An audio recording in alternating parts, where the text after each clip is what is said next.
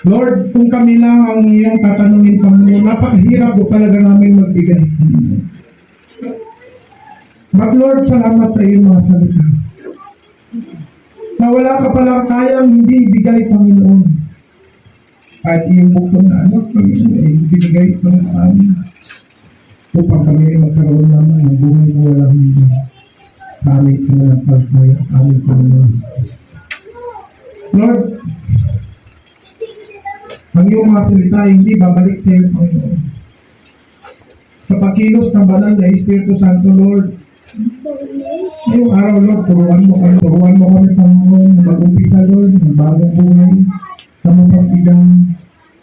mapagbigay ng oras sa iyo, mapagbigay ng oras sa pamilya, mapagbigay ng oras, Panginoon, sa mga pinamahal namin, mapagbigay ng oras, Lord, even to the extended family, Panginoon, sa community.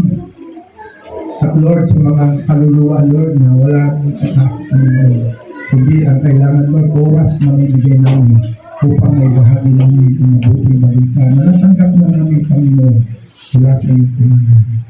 Lord, turuan mo kami na magbigay para sa ikakalabuan ng iyong sa Panginoon. Lord, you will bless the church, Panginoon, according to the desire of the heart, Panginoon, and according to your great goodness, Panginoon. Bless this church, tayong pag-life in Christ, Jesus Christian Alliance Church, Das Marinas, headed by and led by Panginoon. Ikaw, patuloy na kumilos sa kanila, ingatan sila, Panginoon. Lord, na magamit mo ito at magkaroon, Panginoon, ng kanilang buhay, Panginoon, ng pag-aalay na paglilipot sa iyo lang, Panginoon. Lord, even the leaders of this church, Panginoon, by the elders, deacons, treasurers, secretary, Lord, ikaw patuloy kumilos natin.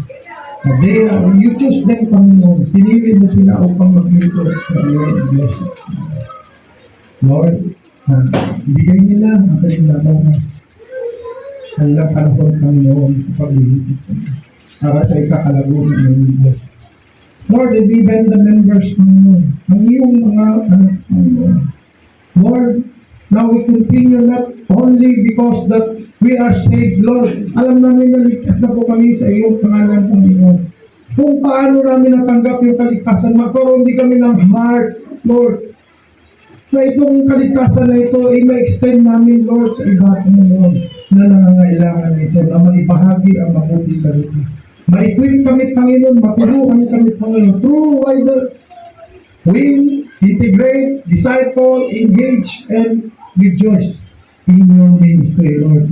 Lord, ang pagpapala mo ay sumagana, Panginoon, sa iglesia ito. Ang dalangin namin sa araw na ito, Panginoon, turuan mo kami na mag-iapat, na magbibigay sa iyo, Panginoon. Sa iyo lamang lahat ang papuri at pasasalamat.